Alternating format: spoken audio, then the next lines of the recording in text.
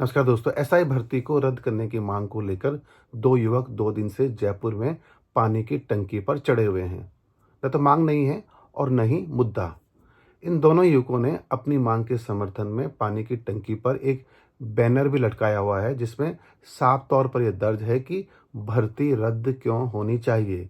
इस बैनर में एक मंत्री का नाम भी है और इन युवकों का यह मानना है कि इन मंत्री महोदय की वजह से ही सरकार एसआई भर्ती रद्द करने का फैसला नहीं ले पा रही है। जांच का विषय है, सरकार को अपनी स्थिति स्पष्ट करनी चाहिए। लेकिन सच यही है कि 2 दिन से दो युवक पानी की टंकी पर हैं और सरकार से ये मांग कर रहे हैं कि भर्ती रद्द होनी चाहिए। सरकार चुनाव में व्यस्त है। राजस्थान में 7 सीटों पर उपचुनाव होने हैं और इसीलिए कोई भी जनप्रतिनिधि इनसे मिलने अभी तक नहीं आया है।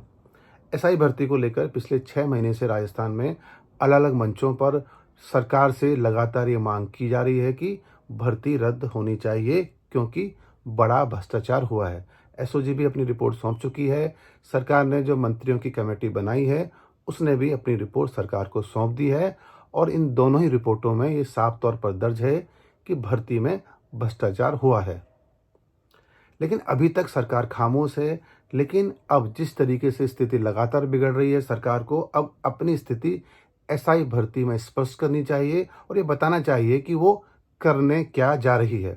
अगर भर्ती रद्द नहीं करना चाहती है तो ये स्थिति भी स्पष्ट होनी चाहिए और अगर वो भर्ती रद्द करना चाहती है तो खुलकर इसको अब बताना चाहिए। और अगर सरकार के पास कोई तीसरा फॉर्मूला भी है तो ये स्थिति भी स्पष्ट करनी चाहिए। लेकिन अब वक्त आ गया है कि सरकार को खुले तौर पर यह बताना चाहिए कि एसआई भर्ती का भविष्य क्या है और वो क्या फैसला लेने वाली है। इंतजार करते हैं कि इन दो युवकों की जो आवाज़ है वो सरकार तक पहुंचती है या नहीं।